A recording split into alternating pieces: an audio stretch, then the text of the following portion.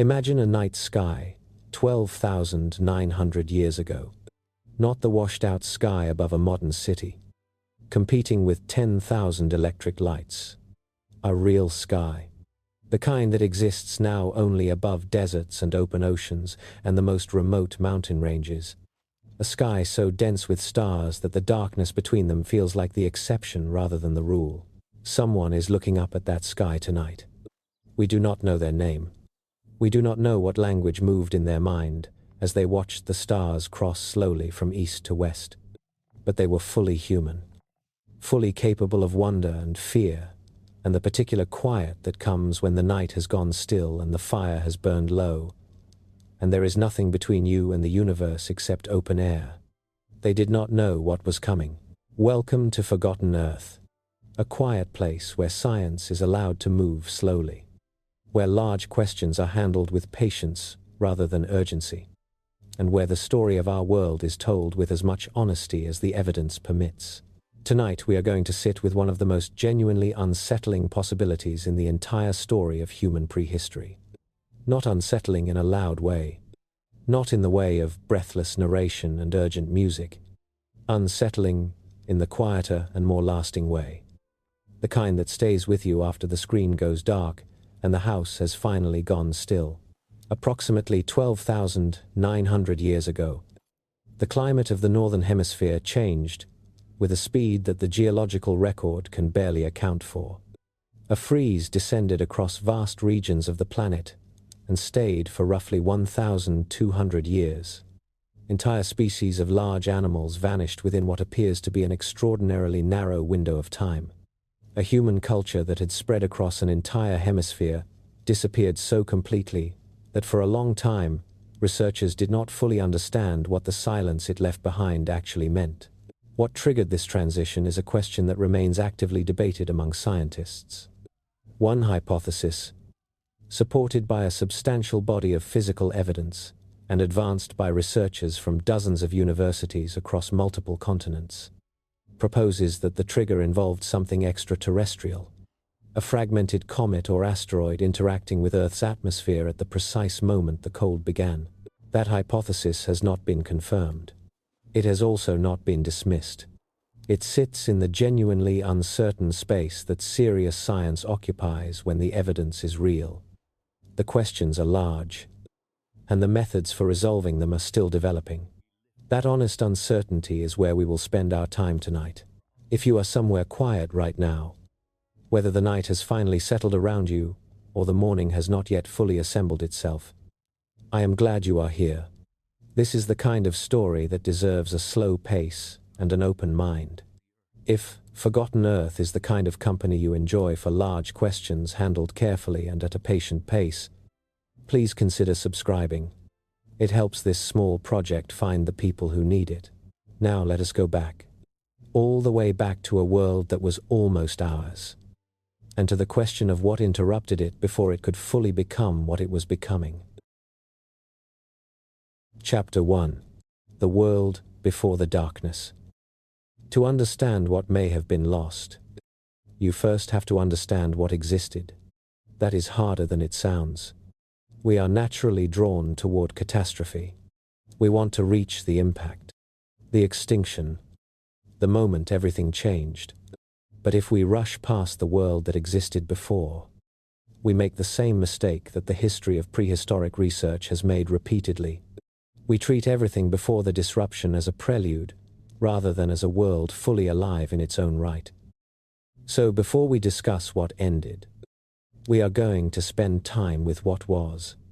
Because the weight of a loss depends entirely on understanding what was lost. Imagine standing somewhere in what is now the American Midwest, roughly 12,900 years ago. The landscape around you is nothing like the one familiar from maps or highway drives. The air is cooler and cleaner than anything a modern city dweller has ever breathed in a lifetime. Grasslands stretch further than the eye can follow. To the north, somewhere beyond the horizon, the last great ice sheets are still retreating, and the meltwater they release has been carving rivers and filling lakes across a continent, slowly in the process of becoming something new. This period has a name in the scientific record. It is called the Asteroid warm phase. After tens of thousands of years of cold and instability, the Earth had been warming for roughly 2,000 years. The warming was not fast by modern standards. It was gradual, uneven, and sometimes interrupted. But by the standards of the late Pleistocene, it was remarkable. Ice was retreating northward. Forests were advancing into regions that had previously been open tundra. Animal populations were expanding into newly productive landscapes. And human beings, as they have always done when conditions improve, were moving with them. The people living across North America during this period belonged to what archaeologists call the Clovis culture, named after a site near Clovis, New Mexico, where their characteristic stone tools were first identified in the 1930s. The Clovis people were not primitive wanderers stumbling through an empty continent. They were skilled, adaptable, and widely distributed. Their signature tool, a carefully shaped fluted projectile point, appears at sites from the Pacific coast to the Atlantic seaboard, from the Canadian interior to the southern tip of South America. Think about that for a moment. An entire hemisphere. These were people who understood how to move through landscapes. They knew seasons, migration routes, water sources, and the practical logic of survival across radically different environments. Whatever social mechanisms allowed that kind of continental-scale knowledge to operate, they were not simple. Around them, the megafauna of the late Pleistocene still moved through the landscape, in numbers that are difficult to imagine from where we stand now. Woolly mammoths on the northern grasslands, mastodons through the forests of the east, giant ground sloths the size of modern elephants browsing the vegetation of the south, short-faced bears, larger than any bear alive today, ranging across open ground, the American horse grazing alongside camels that had evolved on this continent long before any arrived from the Old World. This was not a world on the edge of collapse. It was a world in motion, productive, biologically rich, and in many places genuinely hospitable to the human communities living within it. Across the Atlantic, the situation was equally dynamic. In what is now the Middle East, communities were experimenting with new ways of relating to the landscapes they inhabited. The site of Abu Hureyra, in what is now northern Syria, gives us one of the most detailed pictures available of this moment. People there were gathering wild grasses, hunting gazelle in seasonal patterns, and beginning the long process of learning which plants responded to human management. Not yet farmers in the full sense, but no longer purely nomadic in the older sense either. They occupied a space of genuine possibility that the warming climate had opened up. In parts of Europe, human cultures were producing art of extraordinary sophistication, not hesitant first attempts, the work of communities with long traditions of visual expression, with knowledge of pigments and techniques, with ideas about animals and landscape, and the sky above them that we can only partially recover from what they left on cave walls. The Natufian culture of the Levant was building semi-permanent settlements, burying the dead with deliberate care, and developing social complexity that the older models of hunter-gatherer life had not prepared researchers to find. Work documented by Ofer Bar Yosef of Harvard University and colleagues showed communities investing in architecture, in communal feasting, in the kind of long-term thinking about place and memory that mobile life alone does not generate. All of this matters because it changes the emotional weight of what the Younger Dryas transition actually represents. When scientists discuss the Younger Dryas as a climatic event, it is easy to let it stay abstract. Temperatures fell, ice returned, species declined. The language of paleoclimatology is precise but cold in its own way. It can make a catastrophe feel like a data point on a graph rather than an event that happened to people with lives. But behind every data point in this story were communities.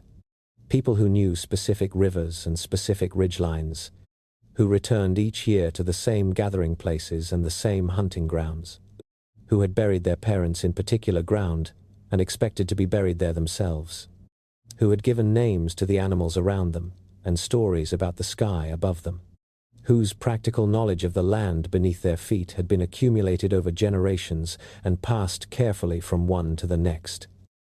We cannot recover their names or their languages. We cannot know the specific texture of their daily lives. But we know they were there, across an enormous arc of the planet, in a window of time when the world was genuinely improving, and when the future must have felt, in whatever way the future registers for people without written calendars, like something worth continuing to build toward. And then the world changed, not slowly, not gently, not in a way that gave those communities time to prepare. The ice core records from Greenland capture this transition with a precision that is almost uncomfortable to contemplate. What they show is not a gradual cooling stretched across centuries. What they show is something considerably more abrupt, something that would have been felt not as a distant trend in a scientific dataset, but as lived experience. Winters growing longer within a human lifetime, familiar landscapes becoming unreliable, the world that people had organized their lives around becoming, season by season, something different. What caused that transition, and what physical evidence has been found in the sediment layer that marks the exact moment it began, is where this story moves next. But carry with you, as we go, the world we have just described, not as a lost paradise or a romanticized prehistory, as a real world, populated by real people with real knowledge, real social bonds, and real expectations about the future that were about to be interrupted in ways none of them could have anticipated. The weight of what happened next depends on that reality. Chapter 2. 12,900 years ago. Reading the ice. There is something genuinely humbling about the fact that our clearest window into one of the most consequential transitions in human prehistory is not a ruin, or a burial, or a carved stone, or a painted wall. It is ice. Ordinary ice. Or rather, ice that has been anything but ordinary in what it has preserved. Ice that fell as snow on the Greenland plateau over hundreds of thousands of winters, compressing slowly under its own weight into layers so precise that scientists can read them the way a careful reader moves through the pages of a very old book. Each layer a year. Each year, a chemical fingerprint of what the atmosphere contained, what was burning somewhere in the world, what was drifting on the wind, and what the temperature was doing at the moment. That particular snowflake fell and was buried and never melted. The Greenland ice cores are among the most important scientific archives on Earth. A core sample pulled from thousands of meters below the surface looks, to an untrained eye, like a long cylinder of cloudy glass. Nothing visually spectacular. But inside that cylinder is a record of climate and atmosphere that no other archive on the planet can match for continuity, resolution, and age. The two cores most central to this story are known as GISP-2 and NGRIP. GISP-2, the Greenland Ice Sheet Project 2, was drilled at Summit Station in central Greenland and completed in 1993. NGRIP, the North Greenland Ice Core Project, was drilled between 1996 and 2003 at a site further north. Together, these cores have given scientists a layered record of Earth's atmosphere going back more than 100,000 years. Reading them requires extraordinary precision. The oxygen isotope ratios within each layer, specifically the ratio of oxygen-16 to oxygen-18, vary depending on the temperature at which the original snow formed. Warmer conditions produce a slightly different isotopic signature than colder ones. By measuring these ratios layer by layer, scientists reconstruct a temperature history of remarkable detail. Other measurements, including dust concentrations, Specific chemical compounds and biological markers add further dimensions to the picture. What Richard Alley and colleagues at Penn State University found when they examined the JISP-2 core in the early 1990s was a transition so abrupt that it initially seemed almost too clean to be real. Working through the layers corresponding to the Younger Dryas boundary, they found that the isotopic signature shifted dramatically within what appeared to be a very short window of time. Subsequent work by Sune Rasmussen and colleagues in 2006, using the NGRIP core, refined this picture and confirmed the essential finding. The transition into the Younger Dryas was not gradual. The data indicates a cooling of somewhere between 10 and 15 degrees Celsius, occurring over a period that may have been as short as a few decades. To understand what that actually means in a landscape, step outside the language of isotope ratios for a moment. A shift of 10 to 15 degrees in the long-term average means dramatically longer winters, a significantly shortened growing season, persistent snowpack extending further into spring, rivers freezing earlier and thawing later, ecological communities that had established themselves during the warmer Asteroid period suddenly living in conditions they were not adapted for. For the grasslands and open woodlands that had expanded northward during the warming, such a shift would have meant rapid contraction. For the animals living in those habitats, reduced food availability, disrupted migrations, and in some cases conditions beyond the limits of survival.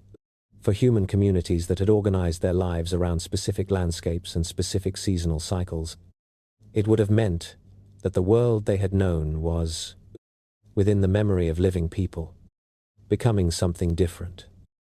But the ice cores show us something beyond the temperature record.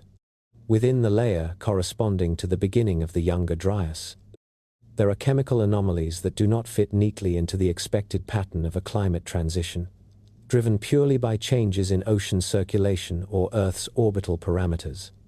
Elevated concentrations of certain elements, microscopic particles of unusual composition, signatures consistent with something that burned across an enormous area, at precisely the moment the cold began. The ice was not only recording a temperature change, it appeared to be recording an event. What that event was, and what it left behind not only in the Greenland ice, but in the soil of multiple continents, is the question that has driven a large and growing group of researchers for nearly 2 decades. The answer, or rather, the ongoing attempt to find one, begins not in Greenland, but in the ground of North America, in dozens of archaeological sites spread across a continent, in a thin, dark layer of soil that puzzled researchers for years before anyone began to understand what it might contain. Chapter 3. The Black Mat. Not all discoveries in science announce themselves. Some arrive quietly, as practical puzzles that researchers have to work around before anyone thinks to ask why the puzzle exists. The Black Mat is one of those.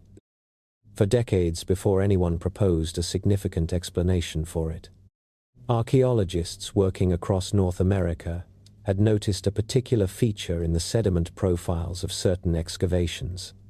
At locations spread across the American Southwest, the Great Plains, and beyond, there appeared in the stratigraphic record a distinct dark layer of soil, visually different from the sediment above and below it, typically a few centimeters thick, consistent enough in appearance and position to be recognizable once you knew what to look for. Below this dark layer, the record was rich with the world we described in Chapter 1. Stone tools, animal bonus, hearth features, Clovis points, those carefully shaped fluted projectile points that are among the most recognizable artifacts in North American prehistory, appeared in and below this layer at multiple sites. The bones of mammoths and other large animals appeared below it. The material evidence of a productive and inhabited world appeared below it. Above it, the picture changed. The characteristic Clovis tool tradition was absent from the sediments above the dark layer at site after site. Mammoth bones, present in the layers below, do not appear in the layers immediately above, at most of the sites where the black mat has been carefully documented. Two different worlds, a thin dark line between them. It is important to be precise about what this pattern does and does not tell us. The absence of Clovis artifacts above the black mat does not mean the Clovis people vanished instantaneously across an entire continent on a single day. Archaeology works with incomplete preservation. Regional variations exist. Chronological uncertainties remain. The transition from Clovis to post-Clovis material culture is an ongoing area of research with real complexity and genuine debate among specialists. What the black mat sites show is a pattern, not a perfectly synchronized event. A pattern striking enough to demand explanation, but one that should not be simplified into a story cleaner than the evidence supports. With that precision held clearly in mind, the pattern remains genuinely significant. Gary Haynes, an archaeologist at the University of Nevada, who has spent much of his career studying the late Pleistocene of North America, documented the black mat phenomenon in careful detail. The site of Murray Springs in Arizona became one of the most thoroughly examined examples. At Murray Springs, the dark layer appeared with particular clarity, and its relationship to the material above and below it was exactly the pattern appearing at other sites across the continent. Clovis artifacts and mammoth bones below, a different world above, the dark layer in between. For a long time, the most straightforward explanation was environmental. Perhaps the layer was an organic deposit formed during a period of waterlogging as the climate reorganized drainage patterns during the onset of the cold. A wetland deposit, something formed by natural hydrological processes during the transition. The name black mat stuck partly because of its appearance and partly because this organic explanation seemed, for some time, sufficient. But sufficiency in science is always provisional. As more researchers examined more sites and analytical tools improved, the organic explanation began to show its limits. Not because it was entirely wrong, but because the layer contained things that a simple organic deposit was not expected to contain. Richard Firestone of the Lawrence Berkeley National Laboratory, working with James Kennett of the University of California, Santa Barbara, Alan West, and a large collaborative team, reported in a 2007 paper published in the Proceedings of the National Academy of Sciences that samples from the black mat layer and the zone immediately below it contained materials pointing towards something far more energetic than a wetland deposit. Nanodiamonds, whose formation requires conditions of extreme pressure and temperature not associated with ordinary geological processes. Magnetic spherules, tiny rounded particles consistent with material melted at very high temperatures and rapidly cooled while airborne. Elevated concentrations of iridium, rare in Earth's crust, but more abundant in certain types of extraterrestrial material, and evidence of extensive biomass burning across the same stratigraphic level at multiple sites spread across a continent. The 2007 paper was careful in its language. Firestone and colleagues did not claim to have proven a cosmic impact. They presented their evidence and proposed a hypothesis that, if correct, would require a fundamental reconsideration of what caused the Younger Dryas transition and of the biological and cultural disruptions that coincided with it. That hypothesis is where the story moves next. But before we follow it there, stay for a moment with the black mat itself. It is a thin, dark line in the ground, a few centimeters of soil lying between two worlds. Below it, mammoths and Clovis points, and the material evidence of a productive Pleistocene landscape. Above it, absence, whatever the black mat represents. And the debate about that is real and ongoing. The people living on the landscape above those sediments when the layer formed were present at a transition. They did not have a name for what was changing around them. They did not know they were living at the boundary of a geological epoch. They only knew that the world they had been building their lives within was, season by season, becoming something else. Chapter 4. Fire from the Sky, the Impact Hypothesis. There is a particular kind of scientific proposal that does not arrive with a single piece of evidence. It arrives with an architecture of many, a structure built from different materials, each individually open to question, but assembled in a way that asks you to consider whether so many anomalies, found in so many different places, could all have innocent explanations that happen to coincide at precisely the same moment in geological time. The Younger Dryas Impact Hypothesis is that kind of proposal. Two temptations need to be set aside before we engage with it honestly. The first is enthusiasm, the kind that rushes toward confirmation, that wants the hypothesis to be true, because dramatic explanations feel satisfying when the mystery is large enough. The second is reflexive dismissal, the kind that reaches for skepticism automatically, that treats any large claim with suspicion, because large claims have so often turned out to be wrong. Neither serves the evidence. What the evidence deserves is patience.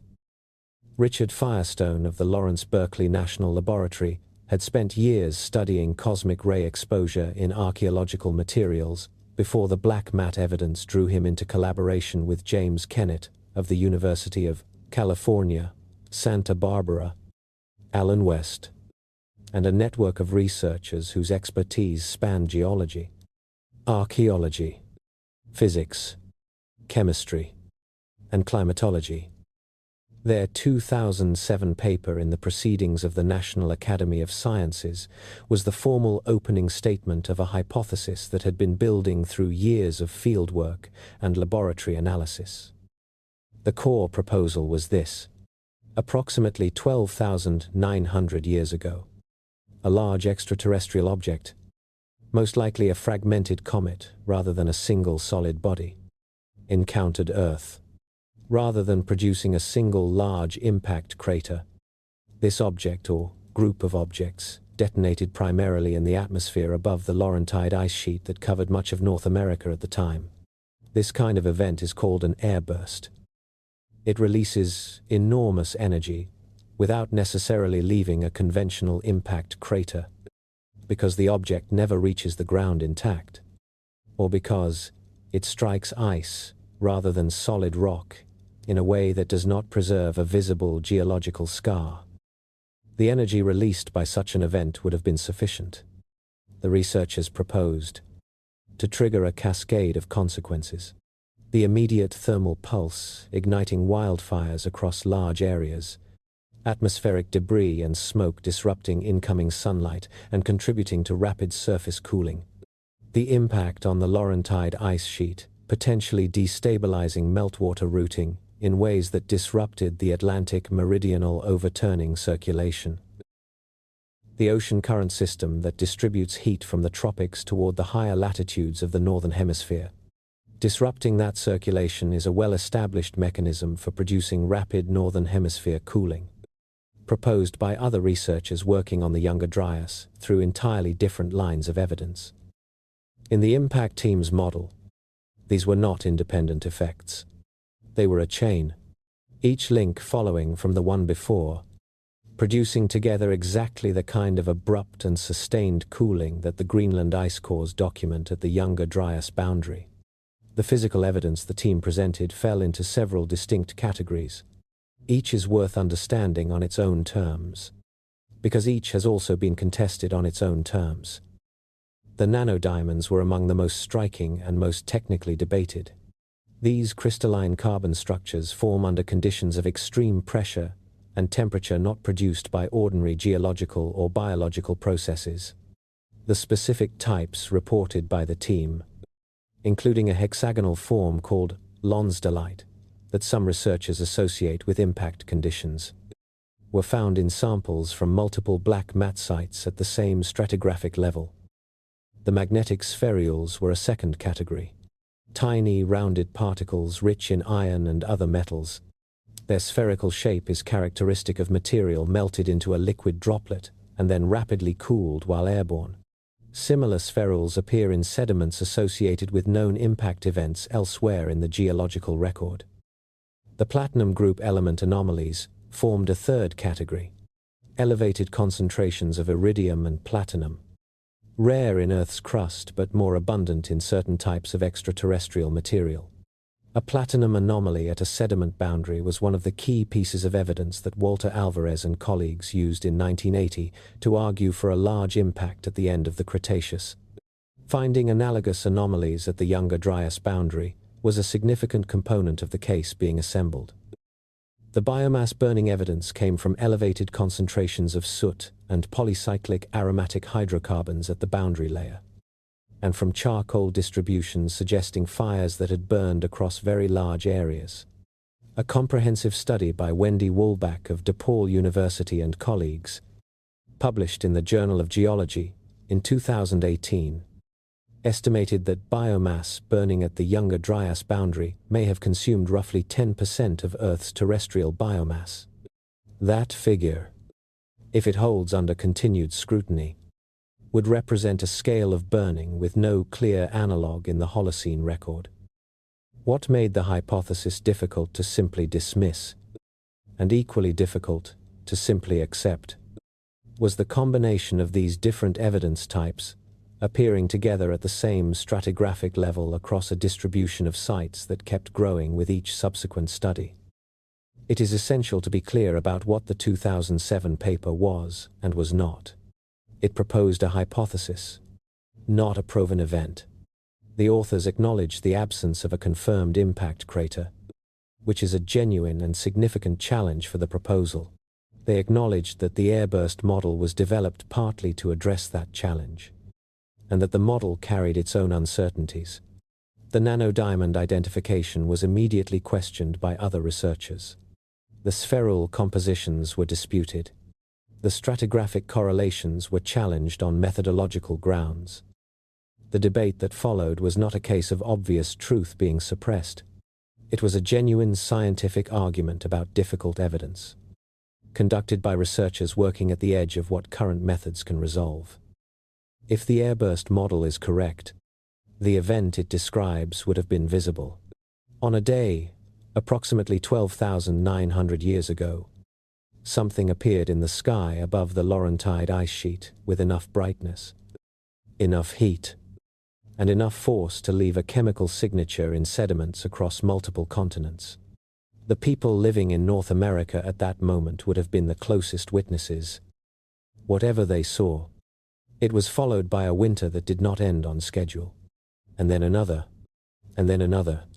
for 1,200 years.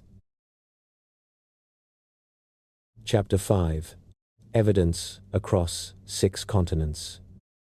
Science rarely moves in straight lines. A hypothesis proposed in one paper does not simply get confirmed or denied by the next and then filed away. It enters a process that is slower, more argumentative, and more dependent on the accumulation of independent work from researchers who had no involvement in the original proposal, and who bring their own methods, their own skepticisms, and their own interpretations to the same body of evidence. What happened with the Younger Dryas Impact Hypothesis after 2007 was exactly this process. And what emerged from it, across the following decade and a half, was something the hypothesis needed if it was going to survive serious scrutiny. Evidence from sites far beyond the original study area, investigated by researchers who had not been part of the original team, using methods the original team had not employed. The results have been mixed in important ways. Not every research group examining Younger Dryas boundary sediments has found the same markers. Some sites have yielded strong signals. Others have been ambiguous. The debate remains active. But the geographic distribution of sites where at least some of the proposed markers have been independently reported has grown substantially since 2007. And that growth is one of the most significant developments in the entire discussion. The 2007 paper focused primarily on North American sites. Logical enough, given the concentration of Clovis black matte evidence there. But a cosmic event of sufficient magnitude would not have contained its physical signature within one hemisphere. Debris thrown into the stratosphere by a large airburst would be distributed globally within weeks to months through atmospheric circulation. Fires ignited across North America would contribute combustion products to a global atmospheric system. If the event had also disrupted the Atlantic meridional overturning circulation, the effects would have propagated across the Atlantic through well-documented oceanographic mechanisms. The question was whether the physical markers could be found at sites outside North America at the corresponding stratigraphic level, and whether that finding could be reproduced by independent researchers using independent methods. Work by Malcolm Lecomte and colleagues extended the documented distribution of boundary markers across the eastern United States. Research groups working in Europe found spherules and platinum anomalies at sediment layers corresponding to the relevant period at sites in Belgium, the Netherlands, and elsewhere. Work in the Middle East brought the evidence to locations that will occupy a later chapter in considerable detail. The platinum signal proved to be the most geographically widespread and methodologically reproducible of the proposed markers. Platinum is rare in ordinary terrestrial sediments and detectable at elevated concentrations with standard analytical equipment, which has made it easier to measure consistently across independent research groups working in different regions with different analytical facilities. A comprehensive study published in Scientific Reports in 2018 by Wendy Woolbach and a large collaborative team reported elevated platinum alongside soot and other burning markers at sites on multiple continents. Their analysis drew on ice core records from both Greenland and Antarctica, sediment cores from lakes across the Northern Hemisphere, and archaeological site data. The presence of a burning signal in the Antarctic ice cores was significant because Antarctica is far enough from any proposed North American impact site that the signal arriving there would need to have been distributed through global, atmospheric circulation rather than regional effects. A study led by James Moore and colleagues, published in Scientific Reports in 2023, documented the platinum anomaly at approximately 50 sites across 6 continents. The paper represented one of the most geographically comprehensive surveys of Younger Dryas boundary markers attempted to that point. It is important to be clear about what those 50 sites represent. They are 50 locations where elevated platinum concentrations have been reported at or near the Younger Dryas boundary. They are not 50 independent confirmations of a cosmic impact. The platinum anomaly is one piece of a larger evidentiary picture, and its interpretation remains contested. Some researchers argue that the concentrations could reflect processes other than a cosmic impact, including certain types of volcanic activity or unusual atmospheric deposition, though accounting for the specific concentrations and distributions across such a wide geographic range through ordinary processes is not straightforward. What the 50-site distribution does, whatever its ultimate explanation, is make the coincidence problem progressively harder to set aside. If anomalous platinum at the Younger Dryas boundary across 6 continents all has ordinary explanations, those explanations need to be operating simultaneously across hemispheres, in radically different geological settings, at the same moment in geological time.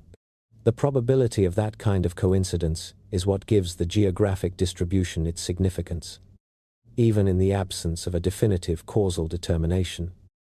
One site within that global distribution has produced physical evidence of a kind that chemical anomalies in sediment cores cannot provide on their own. Not just a platinum measurement or a spheruleal count, but material formed at temperatures that the evidence suggests no ordinary fire could have reached, found in the ground of a place where specific people were living at the moment it was formed. That is where the story is going next. Chapter 6. The skeptics are not wrong. There is a temptation, after spending time with evidence as striking as the geographic distribution of platinum anomalies, the nanodiamonds, the spherules, and the biomass burning signatures, to let the cumulative weight of that evidence carry you past a necessary pause. Stop. The critics of the Younger Dryas Impact Hypothesis are not voices defending an outdated consensus out of stubbornness. Many of them are careful, technically sophisticated researchers who have examined the same evidence and reached different conclusions, or who have attempted to replicate specific findings and encountered problems they consider significant. Their objections deserve the same patient attention that the hypothesis itself deserves. More importantly, engaging honestly with the skeptical arguments is what prevents a compelling story from becoming a misleading one. The evidence is real. The debate is real. The outcome is genuinely uncertain. That is the honest position, and it is the position this chapter will hold. The first and most fundamental objection is one that no version of the hypothesis has fully resolved. There is no confirmed impact structure of appropriate age and scale anywhere on Earth. The Chicxulub crater in the Gulf of Mexico, associated with the end Cretaceous mass extinction 66 million years ago, is roughly 180 kilometers in diameter. It is detectable in geophysical surveys. It has been drilled and sampled. Its age has been confirmed by multiple independent methods to correspond precisely with the extinction boundary in the fossil record. That is the kind of physical evidence that makes a large impact claim scientifically secure. The Younger Dryas impact has no equivalent. The airburst hypothesis was developed partly to address this. An object that detonates in the atmosphere, or strikes an ice sheet rather than solid rock, might not leave a conventional crater. The Tunguska event of 1908, in which a relatively small object airburst over Siberia and flattened roughly 2,000 square kilometers of forest without leaving a crater, is the most frequently cited analogy. But the Tunguska object was estimated at between 50 and 80 meters in diameter. The object proposed in the Younger Dryas Impact Hypothesis would need to have been vastly larger to produce continental-scale effects. A vastly larger airburst over an ice sheet would, in many physical models, still be expected to leave some kind of geological signature beyond chemical anomalies in sediment layers. The absence of that signature is a genuine problem, not a detail to be explained away. Nicholas Pinter, of the University of California, Davis and colleagues, published a detailed critique in Earth Science Reviews in 2011, focusing on the magnetic spherules. Their analysis argued that the spherules reported by the impact team were not unusual in composition or distribution, and that similar spherules could be found in sediment layers above and below the Younger Dryas boundary at some sites. Their conclusion was that the spherules were more plausibly the product of ordinary cosmic dust accumulation or conventional biomass burning. Tyrone Dalton, of Washington University in St. Louis, led a study published in the Proceedings of the National Academy of Sciences in 2010, specifically examining the nanodiamond evidence.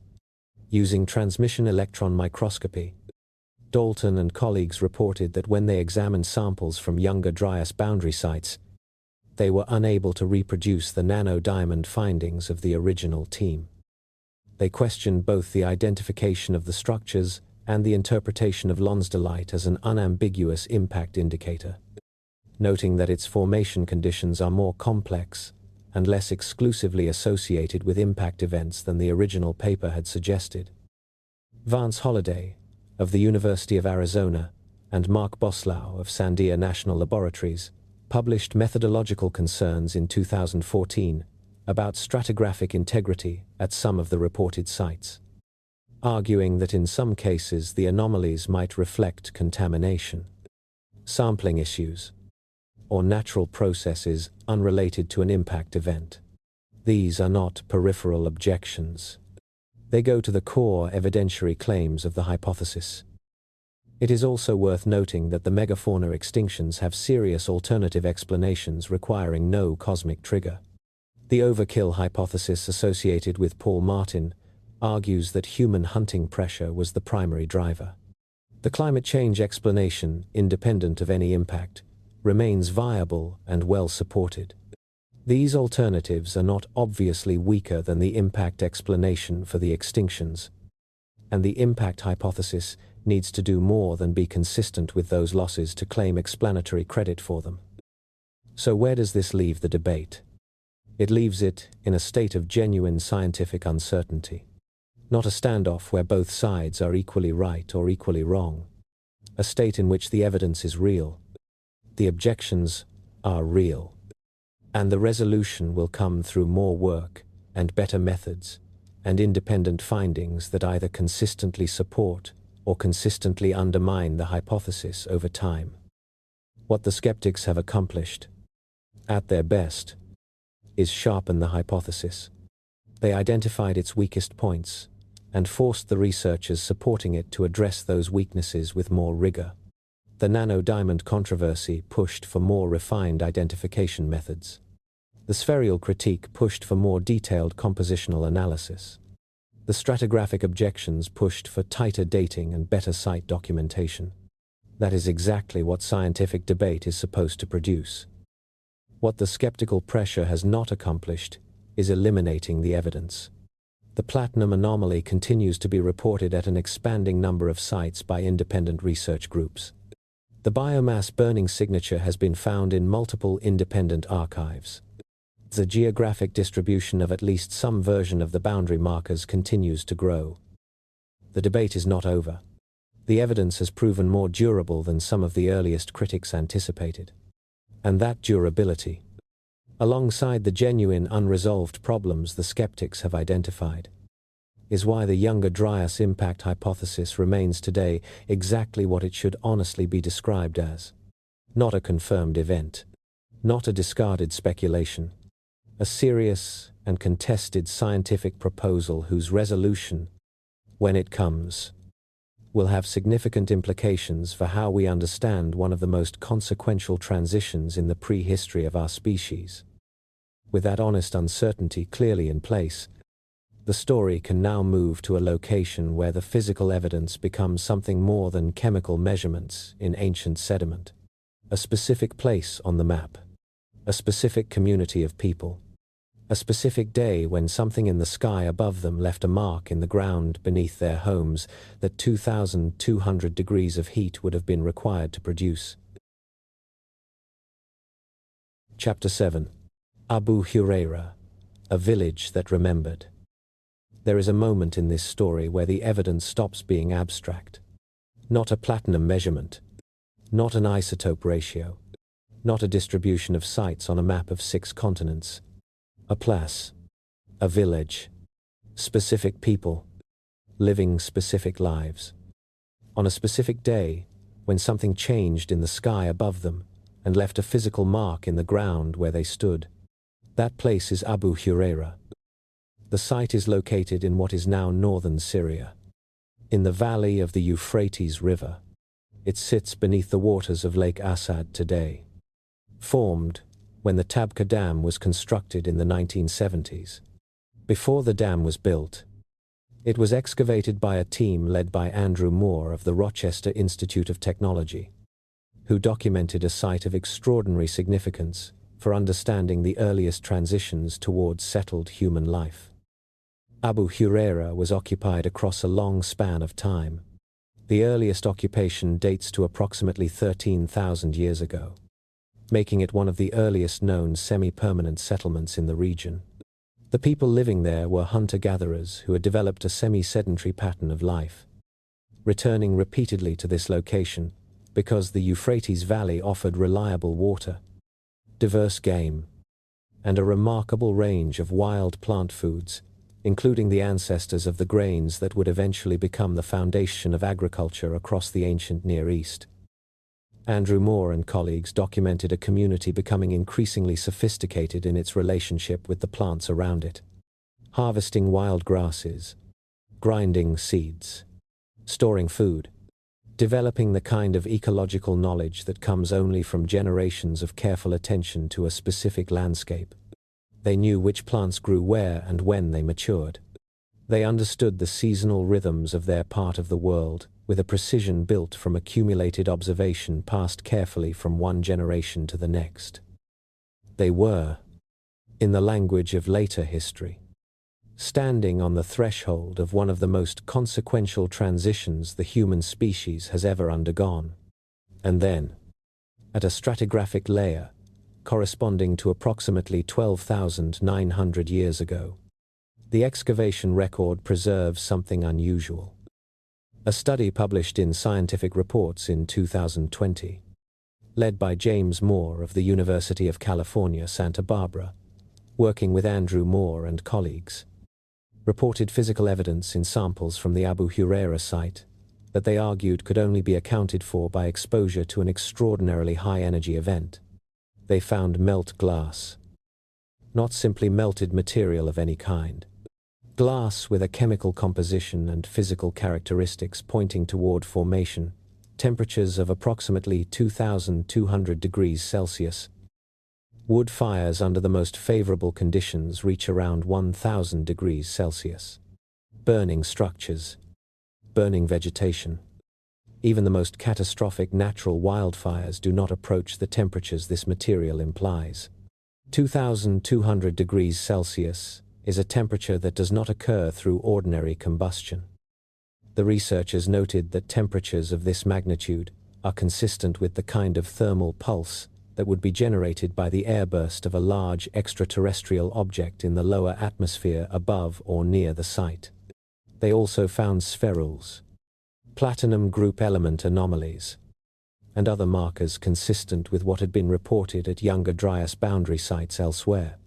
But the melt glass, with its extreme implied formation temperature, was the element that made Abu Hureyra unusual even within the already unusual catalogue of Younger Dryas boundary evidence. The interpretation that an airburst produced this material is the proposal of Moore and colleagues. It is a carefully documented and significant interpretation. It has not been universally accepted by the broader research community, and the possibility of alternative explanations for high-temperature material at archaeological sites has been raised, though accounting for the specific temperatures and compositions reported here through any ordinary process remains difficult. The finding is important and genuinely striking. It is not the final word on what caused it. With that framing clearly in place, consider what Abu Hureyra actually was on the day the melt glass formed. It was not a sampling location. It was a home. The people living there had social structures, accumulated ecological knowledge, relationships with a landscape they had inhabited across generations, and a trajectory that had been developing towards something the archaeological record suggests was becoming increasingly complex. They were not random bystanders to a geological event. They were a community, living in a specific place, at a specific moment. When something produced 2,200 degrees of heat in the ground around their settlement, the archaeological record shows that Abu Hureyra was abandoned at or shortly after this layer. The community that had been moving toward what would eventually become one of the earliest agricultural experiments in the ancient world did not continue there. We cannot state with certainty what caused the abandonment. The onset of Younger Dryas cooling, whatever its ultimate trigger, would have placed severe pressure on a community dependent on wild plant foods in a region about to become significantly drier and colder. The people may have been displaced by climatic stress, by the event suggested by the melt glass, or by some combination that the evidence does not allow us to fully separate. What remains is the glass itself, 2,200 degrees, in the ground of a home. At the exact moment the world's climate began, one of the most abrupt transitions in the last 100,000 years. Whatever produced it was not ordinary. Chapter 8. The Mammoth Question. The last mammoth in North America did not know it was the last. It grazed somewhere on a landscape that was changing around it, in a world that had been home to its kind for hundreds of thousands of years, without any knowledge of the threshold it was standing on. It did not know that the cold had come in a way the cold had not come before. It did not know that the grasslands it needed were contracting. It did not know that the hunters who had moved through its world for generations were still there, still capable, still pressing. It only knew the cold. And then it did not know anything at all. The late Pleistocene extinctions in North America represent one of the most dramatic biological collapses in the history of the continent. Within a geologically brief window of time, somewhere between 30 and 40 genera of large mammals disappeared from the Americas. The woolly mammoth, the mastodon, the giant ground sloth, the short-faced bear, the American horse, the American camel, the saber-toothed cat, the dire wolf. Not reduced, not pushed to the margins, gone. These were not marginal creatures at the edges of their ecological range. They were dominant members of ecosystems that had been productive and diverse for hundreds of thousands of years. Their disappearance left a biological silence across the continent that has never been fully replaced. And that even now, walking through the grasslands and forests of North America, registers as a kind of absence that the landscape has not recovered from. The timing of these extinctions has been studied and refined across decades of careful research.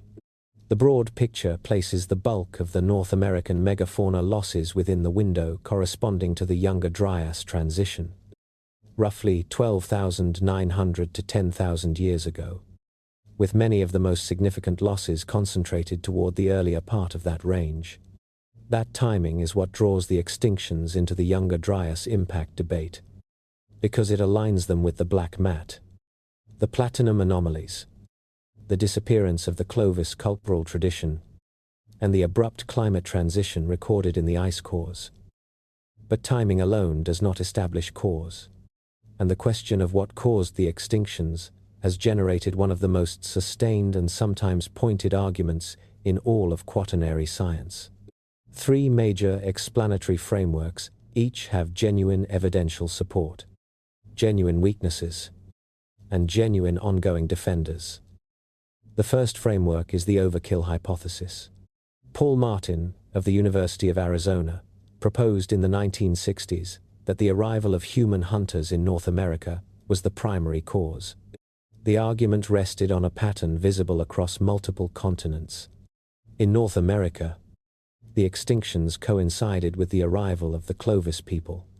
In Australia, a different extinction event had coincided with the arrival of the first humans there tens of thousands of years earlier. In New Zealand, the extinction of the moa and other large birds followed human arrival by centuries. The pattern, Martin argued, reflected cause and effect. The mechanism was what Martin called blitzkrieg, a wave of hunting pressure advancing across a continent full of animals that had no evolutionary experience of human hunters and therefore lacked behavioral responses to them. Animals that could be approached and killed with relative ease, leading to rapid population collapses faster than the archaeological record could easily capture. The overkill hypothesis has real evidential support. The correlation between human arrival and extinction events across multiple independent cases is a pattern requiring explanation. And the Clovis people were demonstrably capable hunters with tools designed for large prey. But it faces serious difficulties. Kill sites where Clovis tools are found in direct association with megafauna remains are, in fact, relatively rare. If the Clovis people drove dozens of genera to extinction within a few centuries through intensive hunting, a larger signature in the archaeological record of direct hunting might be expected. There is also the question of selectivity. The extinctions hit large-bodied species disproportionately and largely spared smaller animals. A pattern consistent with both hunting and climate stress, but not perfectly predicted by either alone. The second framework is climate change. The transition into the Younger Dryas dramatically disrupted the conditions that had supported the late Pleistocene ecosystems of North America. Grasslands contracted. Forest boundaries shifted. Seasonal patterns changed.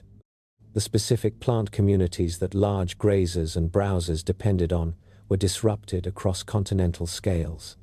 For animals adapted to the warm asteroid conditions, sudden near-glacial cold would have meant reduced food, disrupted migrations, and habitat fragmentation into areas too small to support viable populations of large-bodied animals. The climate change framework has the strength of explaining why extinctions were concentrated in the Northern Hemisphere, where the Younger Dryas cooling was most severe, while the Southern Hemisphere retained more of its megafauna.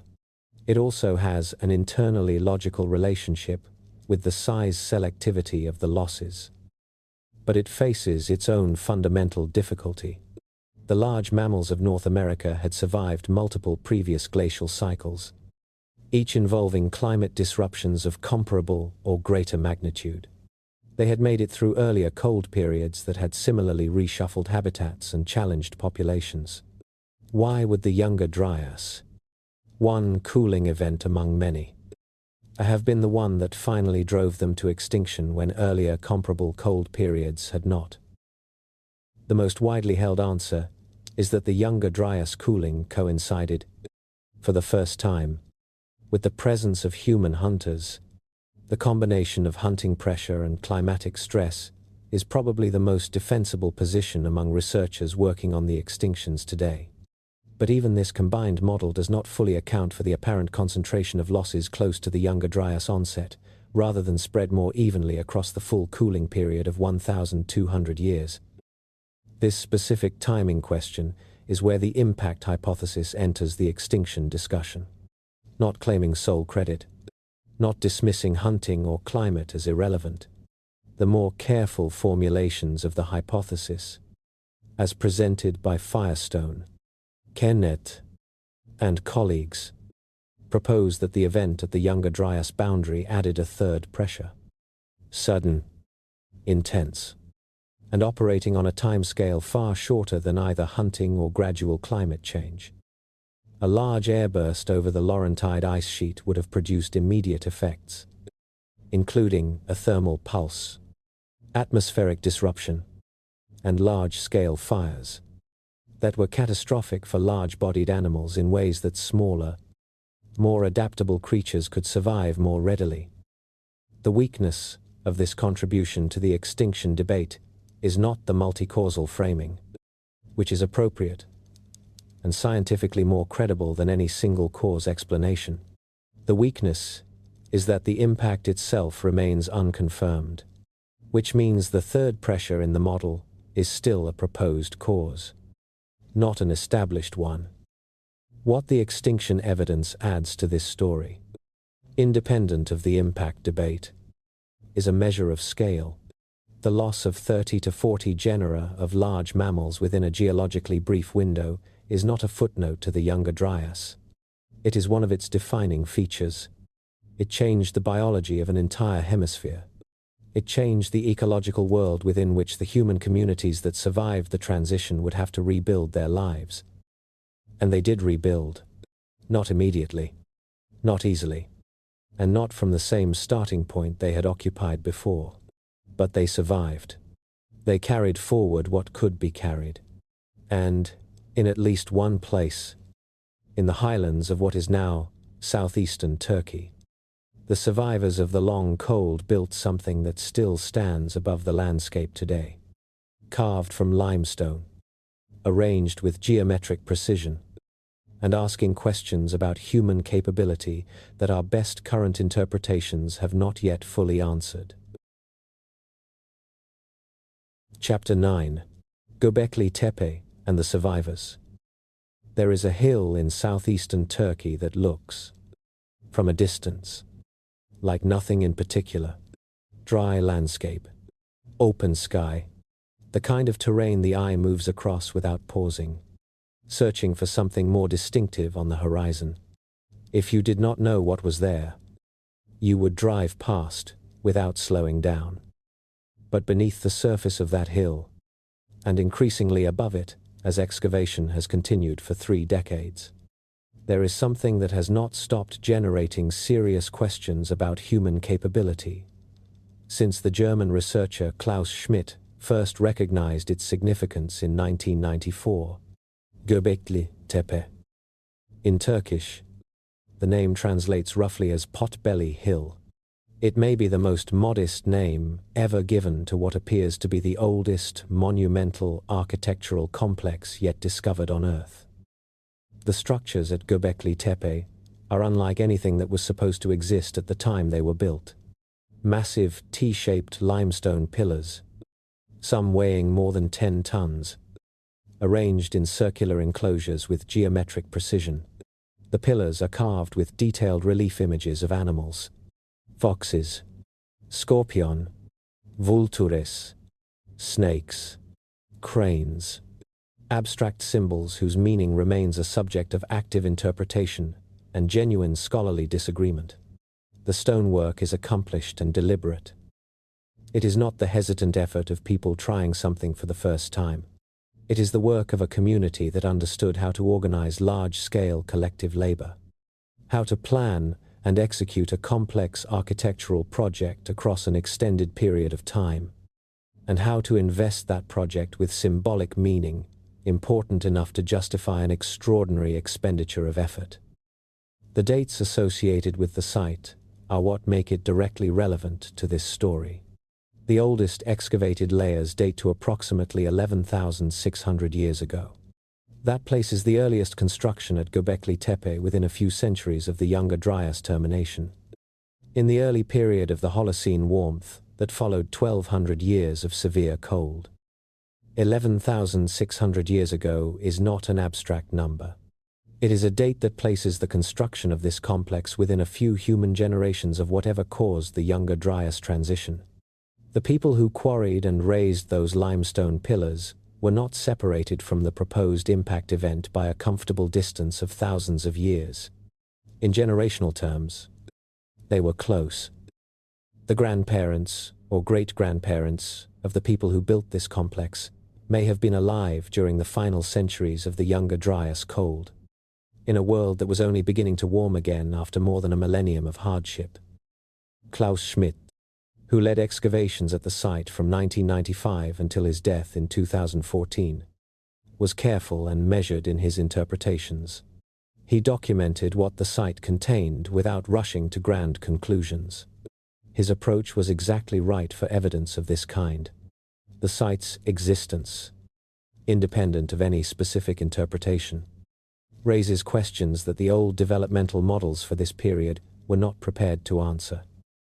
Here is the question those models have to contend with. Göbekli Tepe was built, in its earliest phases, by people who show no clear evidence of being fully settled agriculturalists. The faunal remains are dominated by wild animals. The plant remains do not yet show the signatures of domesticated crops that appear at later sites in the region.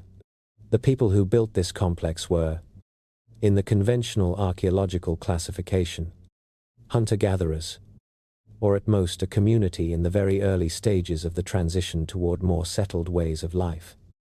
Yet they organized, quarried, transported, shaped, and erected structures that required collective planning, sustained labor investment, and shared symbolic purpose, at a scale the standard model of hunter-gatherer social capacity had not predicted. The people who built Göbekli Tepe were not behaving like the simplified hunter-gatherers of the older textbook description. They were behaving like people with a shared project, a shared symbolic vocabulary, and a shared understanding of why this particular hill mattered enough to justify the work of building on it. What that shared purpose was is something the archaeological record can only partially approach. The site has been most widely interpreted as a ritual center, a gathering place for communities from a wider region, a space where periodic ceremonies brought people together in ways that daily subsistence alone could not. The animal imagery on the pillars suggests a symbolic world in which relationships between human communities and specific animals carried significance important enough to be preserved in stone. The geometric precision of the enclosures suggests a cosmological dimension to the site's design, though the specific nature of that dimension remains genuinely contested among researchers.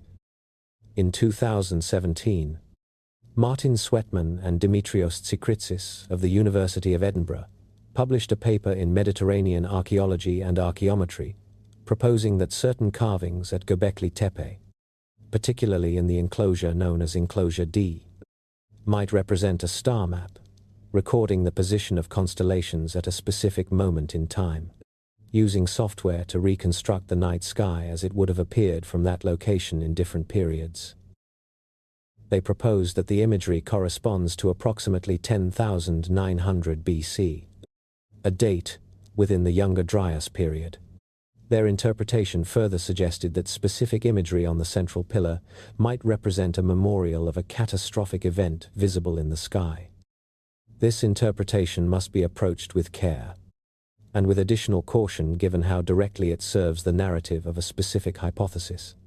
The identification of constellations in stylized ancient carvings involves interpretive choices that different researchers make differently. The Sweatman and Sikritsis paper has been received critically by archaeologists who question both the identification of the astronomical symbols and the specificity of the proposed reading. It represents one interpretation of the imagery, not a consensus view, and should be understood precisely as that. One interesting possibility among several, not a confirmed finding. What can be said about Göbekli Tepe without entering that contested territory is, in some ways, more significant for this story than any specific reading of individual carvings. The site exists. It was built at approximately the time proposed. It represents collective symbolic and architectural ambition that the old developmental models for this period had not anticipated. And it was built by communities living in the immediate aftermath of more than a millennium of climatic hardship. By people who were the generational neighbors of whatever transition the ice cores and sediment records document at 12,900 years ago. People build monuments for reasons. They invest extraordinary collective labor in places of shared symbolic significance, because something in their experience or their understanding of the world demands a response that daily survival alone does not provide. They carve images into stone because those images carry meaning important enough to preserve in a durable medium. The people who built Göbekli Tepe had compelling reasons to build something that would last. What those reasons were, in their specific content, is something the stones cannot tell us directly. That the people who built it were living in the aftermath of a period of severe disruption, and that they were building something organized around shared symbolic meaning at a scale no one had expected of them, is simply true. There is one more dimension of the site that belongs in this story. Göbekli Tepe was deliberately buried, not abandoned and left to natural erosion, but intentionally filled with rubble and soil, its enclosures carefully backfilled at some point after their period of active use.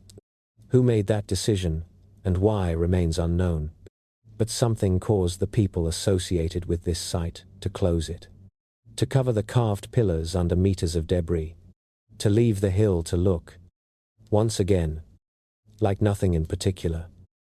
What ended at Göbekli Tepe, and what motivated the closing of a place that had required so much to build, is another question the evidence does not answer. But it adds one more layer of interrupted continuity to a story already defined by worlds built, disrupted, and only partially carried forward. The memory of what those builders had experienced, the long cold and whatever preceded it, would not have survived in stone. It would have survived in the only medium available to communities without writing. In story, in ritual, in the transmitted knowledge of people trying to pass something important across the distance of generations. Whether any of those stories survive in forms we can still recognize is one of the oldest and most carefully contested questions in the study of human memory. And it is the question the next chapter approaches with patience and with the methodological care the subject genuinely requires. Chapter 10. The Memory of Fire. Flood Myths Reconsidered. There is a moment in almost every serious discussion of ancient mythology when the conversation becomes uncomfortable. Not because the subject is unpleasant, because it sits at the intersection of two ways of knowing that modern educated culture has been trained to keep separate. On one side, the careful, quantified world of scientific evidence, where claims require documentation and uncertainty must be acknowledged. On the other, the older and stranger world of myth, where meaning travels in the bodies of gods and monsters and moral narratives, and where the logic of the story does not stop to cite its sources. The discomfort comes from not knowing which rules apply when the two seem to be describing the same thing. We are going to spend this chapter in that uncomfortable space, not to resolve it, because the current evidence does not permit a clean resolution, but to take it seriously in the way the subject deserves, with a clear method for what we are doing and honest boundaries around what the evidence can and cannot support. The first and most important thing to establish before we look at any specific tradition is the methodological boundary. Myths are not historical documents. They are not frozen records of specific events, preserved intact across thousands of years of transmission. They change as they travel. They absorb motifs from other traditions. They are told for many purposes besides the preservation of factual memory.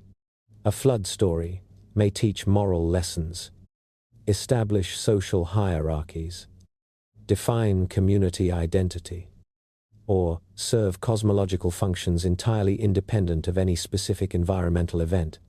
A story about fire from the sky may be primarily a metaphor for divine judgment, with no relationship to any physical phenomenon. The question we are asking in this chapter is narrow and specific. It is not whether myths are true in a literal sense. It is whether some oral traditions, under specific and identifiable conditions, appear to carry residual information about real environmental events. Information that has survived in transformed and symbolic form across long spans of transmission. And if so, how we distinguish traditions that may carry such information from those that do not. That distinction is what makes this question scientific rather than merely speculative. The framework that makes it approachable comes from the work of Patrick Nunn of the University of the Sunshine Coast and Nicholas Reed of the University of New England, whose research on Australian indigenous traditions was published in the Journal of Archaeological Science in 2015. Nunn and Reed examined oral traditions from multiple communities around the Australian coastline that described specific geographic features, including descriptions of land, now underwater, in ways that were geographically precise and locationally specific. When they compared these traditions with geological and oceanographic data on post-glacial sea level rise, they found correspondences between the described coastal transformations and the known timing and geography of sea level changes, dating back between 7,000 and 10,000 years. That is a significant finding. It suggests that oral traditions, when attached to specific geographic locations that can be independently verified through physical evidence, can preserve accurate information about real environmental changes across spans of time previously considered beyond the reliable reach of oral transmission. Nunn and Reed were careful to note that the geographic specificity of the traditions they examined was precisely what made independent verification possible, and what distinguished those traditions from more general narratives that could not be similarly tested.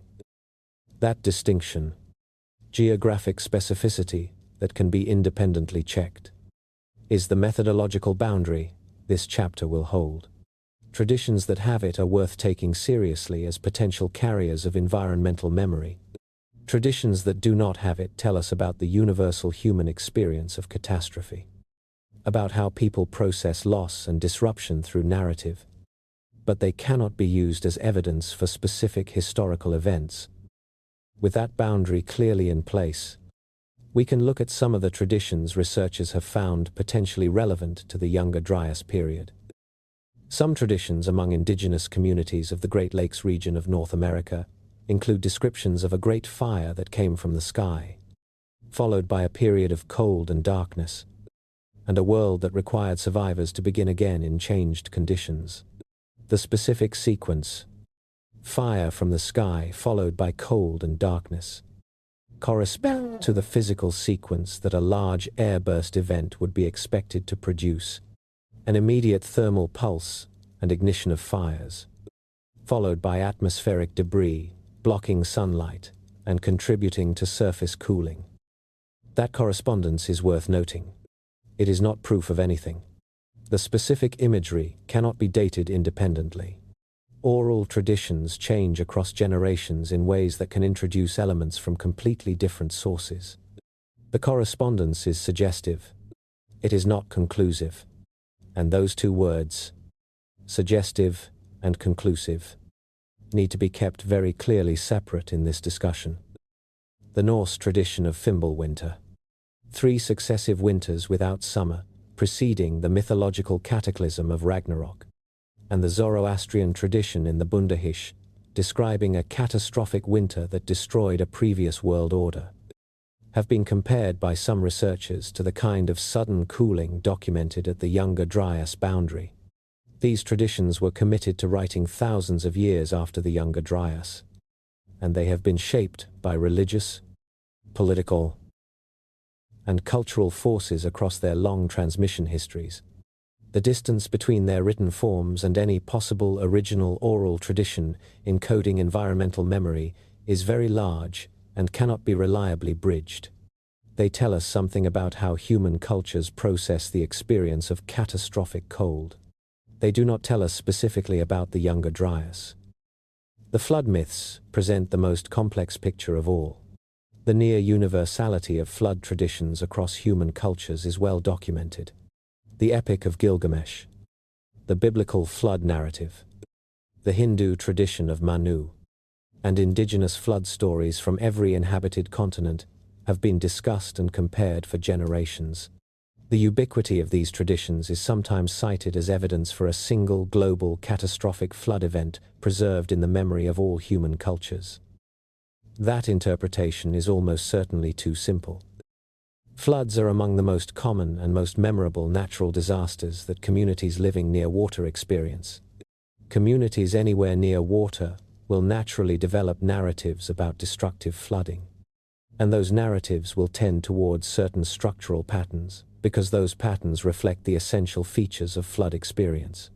The ubiquity of flood myths does not by itself tell us anything specific about the Younger Dryas or any other particular event. Where flood traditions become more interesting in this context is precisely where the Nunn and Reed framework applies. Not in the general existence of flood stories, but in specific traditions attached to specific geographic locations where the described transformation can be independently checked against the physical record.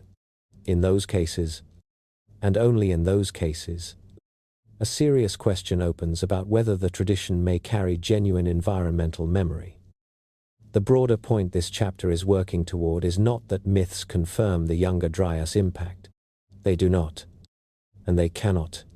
The point is different, and it is worth stating clearly. Human communities living through the Younger Dryas transition were not passive recipients of a geological event who left no cultural trace of their experience.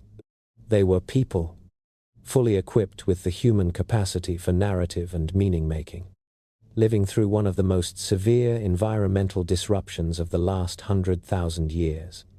The stories they told about what they experienced entered the long chain of oral transmission that eventually produced the mythological traditions we can still partly access. Whether specific identifiable fragments of those original stories survive within the traditions we now have is a question that current methods cannot definitively answer. The honest position is this: some traditions may carry traces of real environmental experience. The challenge is developing methods rigorous enough to distinguish those traces from the noise of symbolic elaboration, cultural borrowing, and independent invention. That work is ongoing. It is serious, and it has not yet produced conclusions that go beyond the kind of cautious, locationally grounded findings that Nunn and Reed documented for Australian coastal traditions. Anything beyond that is still in the territory of possibility rather than evidence. Interesting possibility, worth continued serious investigation. But possibility, not conclusion. What we can say with confidence is this: the deepest memory of fire, wherever it has survived and in whatever form, is ultimately a memory of experience. The experience of a world that changed faster than expectation allowed. The need to explain what happened. To ensure that whatever was learned from the experience would not be entirely lost. That need, and the stories it generated, may be among the most durable things to come out of the Younger Dryas.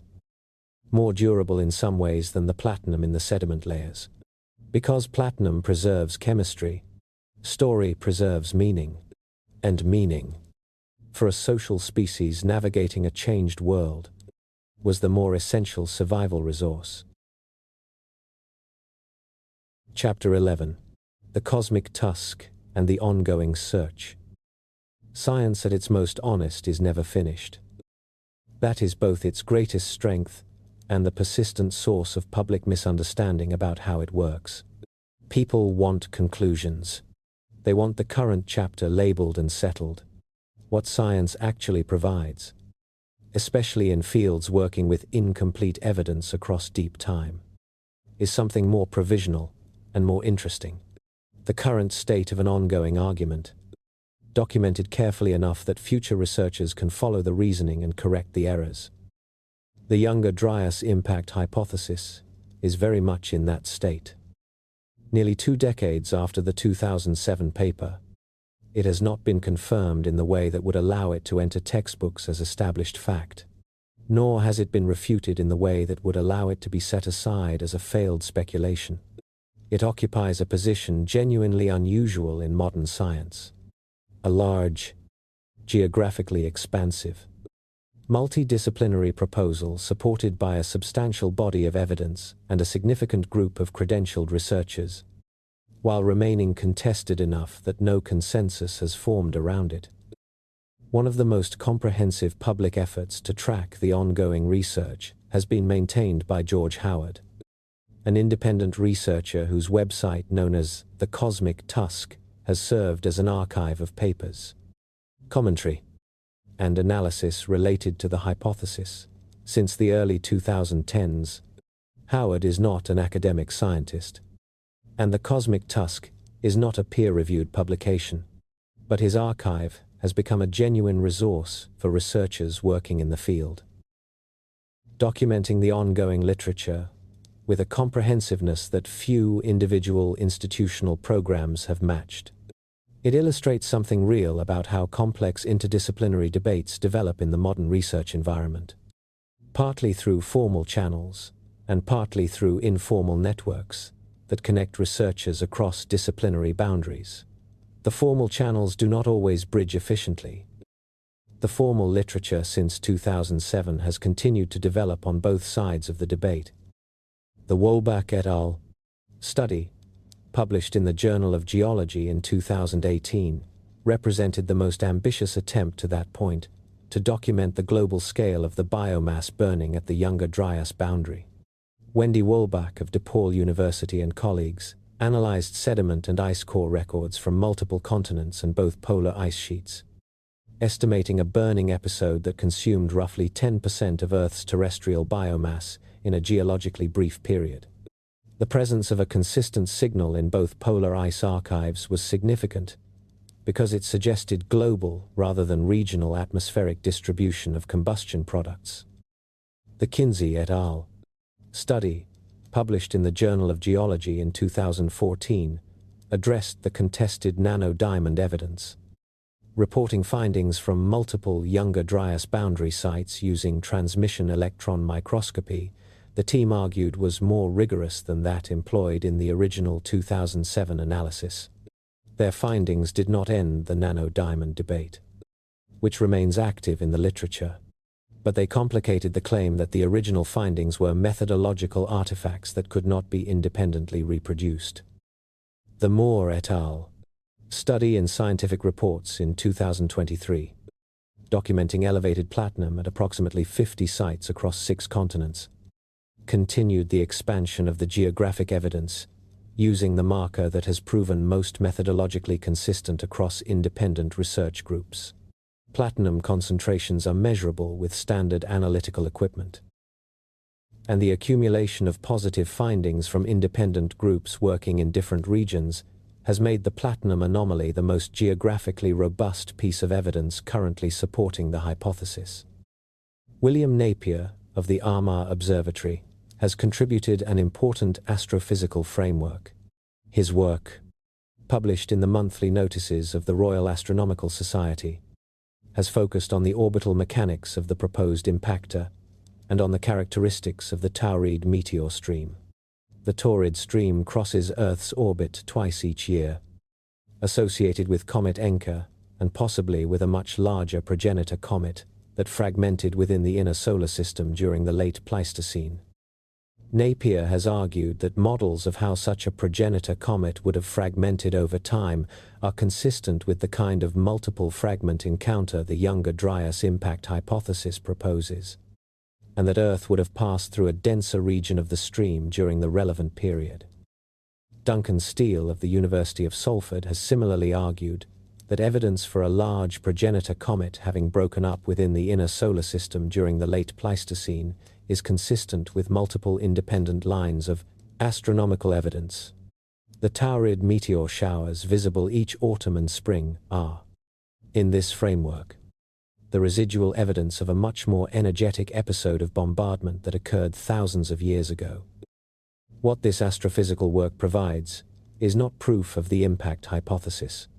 It provides a physically plausible source mechanism for the kind of event the hypothesis proposes, which addresses the standing challenge of where an object of sufficient size could have come from, without leaving a more obvious trace in the inner solar system record. Now consider what follows from this astrophysical framework, and why it matters beyond its historical interest. If the Taurid stream is the remnant debris field of a large comet that fragmented during the late Pleistocene, the Earth is still passing through that field twice each year. The density of large fragments has presumably decreased over the millennia since the main fragmentation event. But the stream continues to contain objects capable of producing significant airbursts. In 2013, an object estimated at roughly 20 meters in diameter airburst over Chelyabinsk, Russia. No prior detection, no warning. The pressure wave shattered windows across a wide area. More than 1,000 people were injured. That was a small event by any standard of comparison with what the impact hypothesis proposes for the Younger Dryas. The global network of observatories now monitoring near-Earth objects, the ongoing survey work identifying objects in the Taurid stream specifically, and the growing scientific and engineering work on planetary defense represent exactly the kind of forward-looking response that the Younger Dryas story argues humanity should have developed much earlier. The science is not only looking backward at what may have happened 12,900 years ago, it is also, necessarily, looking up at what continues to move through the same region of space that Earth crosses twice every year. Understanding what may have happened then is part of understanding what could happen in the future. And that makes the ongoing research not only a matter of historical curiosity, but a matter of practical relevance that extends well beyond the specific sediment layers at the center of the debate. Chapter 12. What Civilization Lost. Picture a woman grinding grain in the Euphrates Valley 12,900 years ago. Not a symbol. Not a representative of a demographic category in a research paper. A person. She has specific hands. A specific way of moving through her morning. Specific knowledge about which plants in the valley mature earliest after winter, and which shelter best through the dry season. That knowledge belongs to her, and to the community around her, and to the generations who accumulated it before her and passed it carefully forward. She does not know she is living at the threshold of one of the most consequential transitions in human history. She knows the grain. She knows the river. She knows the season. She knows the people around her. And then the climate changes. The winters grow longer. The wild grasses she depends on become unreliable. The valley that had been generous begins to close. Whatever she knows, it has to travel with her now, or it does not travel at all. That is the kind of loss the Younger Dryas boundary represents. not the loss of a finished civilization, not the destruction of a global society with sophisticated technology and organized knowledge. That version of this story is not what the evidence supports. And it should be said plainly. The archaeological, genetic, and geological record does not point toward a completed advanced civilization that was erased without trace. Claims of that kind require leaps beyond what the evidence can carry. What the evidence does support is something that requires no embellishment, because it is remarkable enough on its own terms. By approximately 12,900 years ago, human communities across multiple regions had been accumulating knowledge, developing social structures, and experimenting with ways of relating to their landscapes for tens of thousands of years.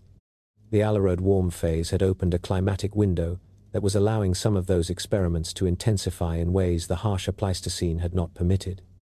In the Levant, the Natufian culture had developed semi-permanent settlements with architectural investment, elaborate burial practices, and the beginnings of systematic plant management.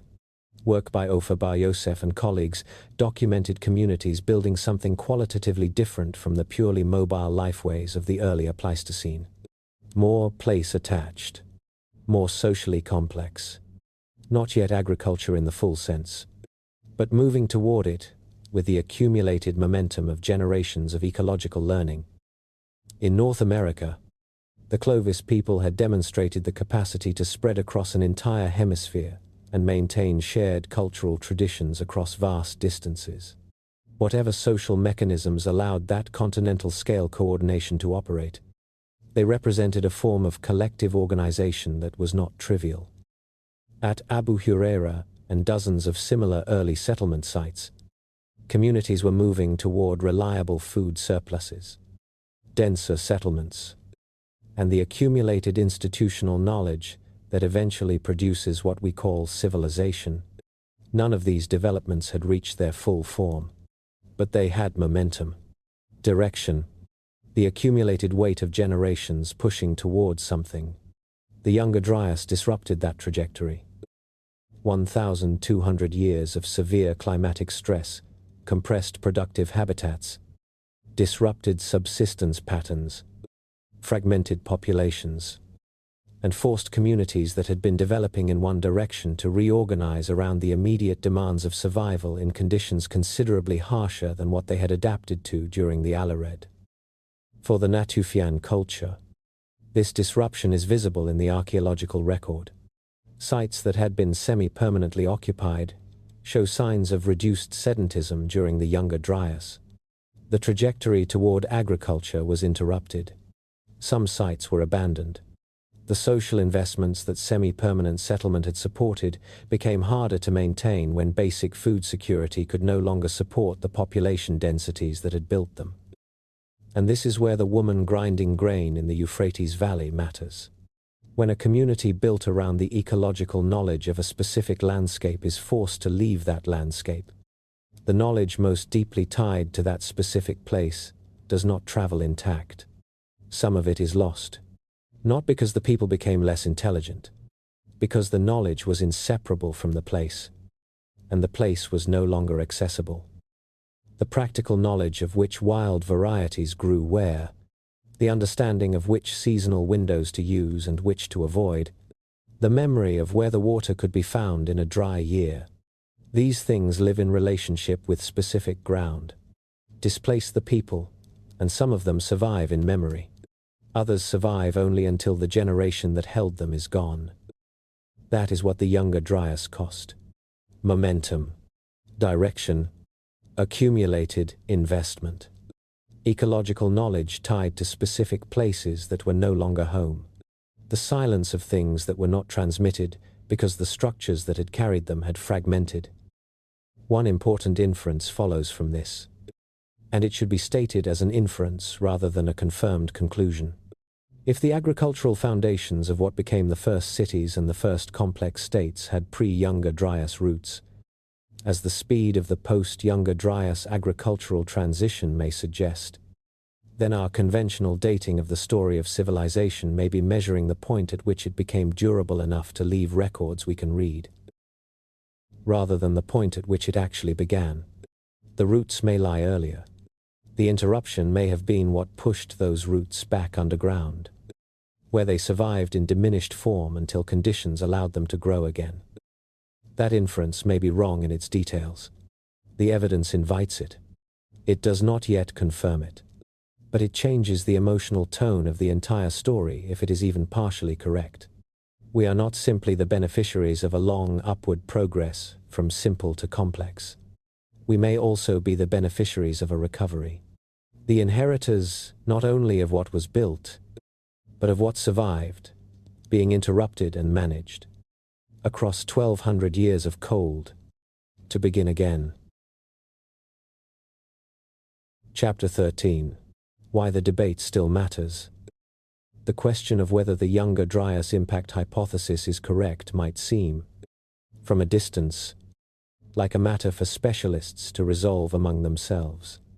A debate in the pages of journals and at scientific conferences, relevant to those working in the field and of historical interest to those who are not, but without particular urgency for the rest of the world.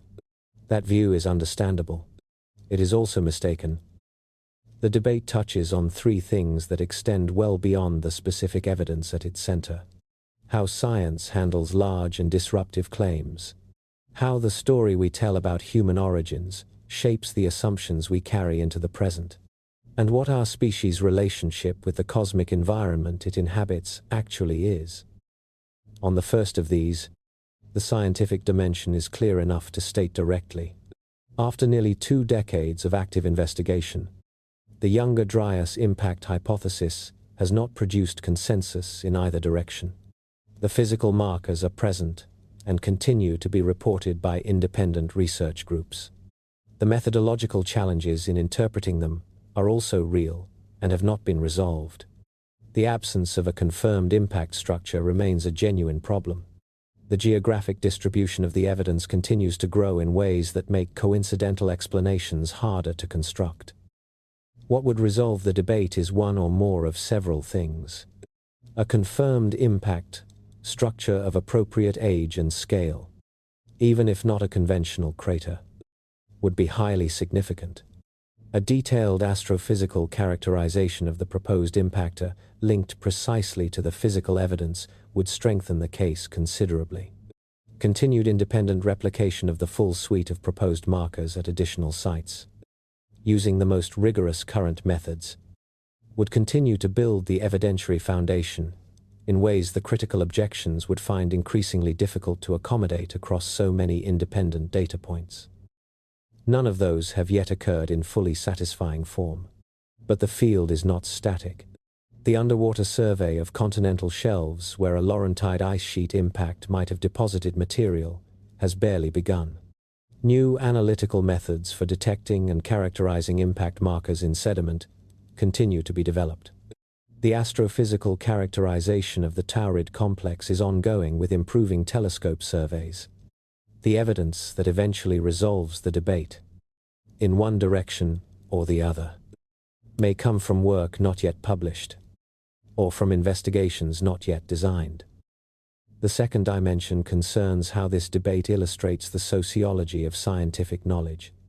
The history of the Younger Dryas Impact Hypothesis is a case study in how scientific institutions handle claims that are large, interdisciplinary, and methodologically complex. The response to the 2007 paper included, alongside legitimate technical criticism, some reactions that appeared to reflect the discomfort that established interpretive frameworks can generate when confronted with evidence that challenges their foundations. This is not unusual in the history of science. Thomas Kuhn's 1962 analysis of scientific revolutions documented how established frameworks resist revision even as anomalies accumulate, until the weight of anomalies and the development of an alternative framework produces a shift that in retrospect seems obvious. Whether the Younger Dryas impact evidence represents that kind of accumulating anomaly for the conventional models of the Younger Dryas transition is a judgment that reasonable researchers currently make differently. What is clear is that the debate has not been conducted in purely technical terms.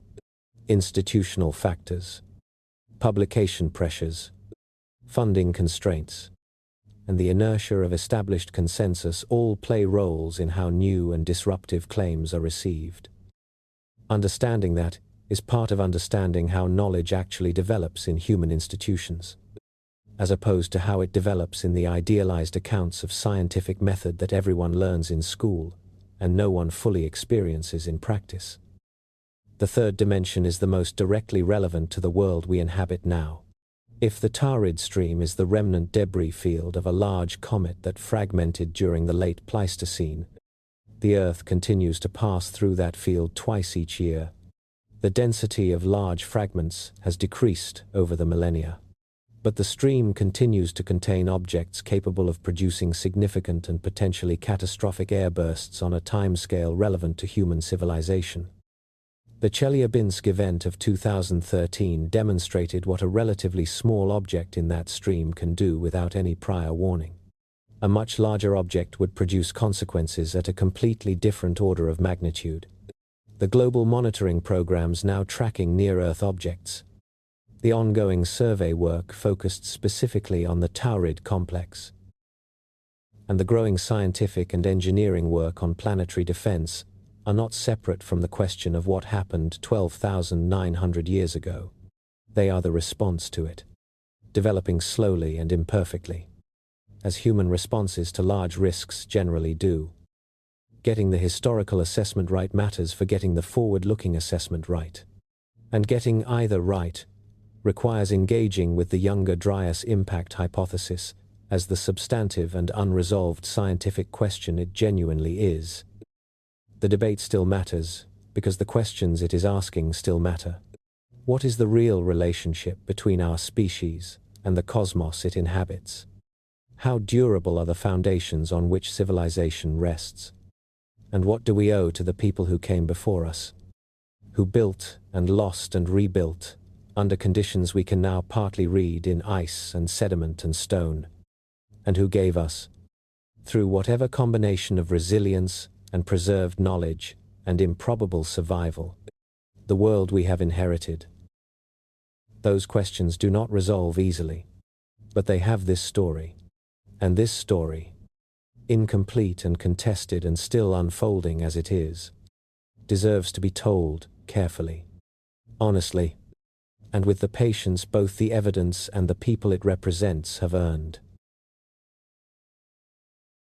Chapter 14. The Long Recovery. 11,700 years ago. The cold stopped. Not gradually. Not in the slow retreat of a tide going out over hours. It stopped the way the Greenland ice cores show the Younger Dryas beginning, with an abruptness that the geological record can barely account for. The isotopic signatures shift. The dust concentrations drop. The chemical fingerprints of the atmosphere change across a span of decades, from near-glacial conditions back toward the warmth that would define the Holocene. Richard Alley of Penn State University, whose work on the GISP-2 core had been foundational to understanding the onset of the Younger Dryas, documented the termination with the same attention to speed.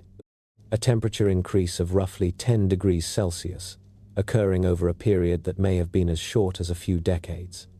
The same analytical precision that made the onset so disturbing to conventional models of gradual climate change applied equally to the ending.